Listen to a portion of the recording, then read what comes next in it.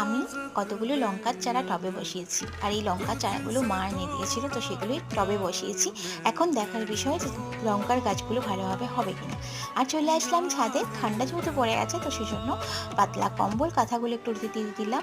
আর তার সাথে তোমাদেরকে আরও অনেক কিছুই দেখাবো, তো তোমরা পুরো ছোট্ট এই শর্টটা দেখো। আর আমার এই পূর্ণত স্বপ্ন ডেইলি ব্লগটাকে সাবস্ক্রাইব করে দিও। আর দেখো, এখানে পেয়ারা হয়েছে, পেয়ারাগুলো বেঁধে রাখা হয়েছে, পেয়ারাগুলো বেশ বড় বড় হয়েছে। আর তার সাথে দেখাবো, দেখো উচ্ছে গাছটা তো বড় বড় উচ্ছে হয়েছে দেখো। আর উচ্ছেগুলো না আগেও আমরা পেরে খেয়েছি, তো এখন ভাবলাম তোমাদেরকেও একটু শেয়ার করে দিই।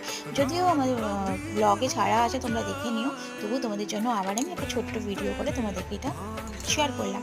তো উচ্ছেগুলো অনেক বড় হয়েছে, কোনোটা কোনোটা করলার সাইজও হচ্ছে, তো সুন্দর লাগে দেখতে। ছাদে এসে তোমাদেরকে একটু শেয়ার করলাম। আর তার মধ্যে আরেকটা জিনিসও দেখে নাও, কত সুন্দর নীল স্বচ্ছ আকাশ এবং সূর্য আলো উঁকি মারছে। তো চলো, ভালো লাগলে লাইক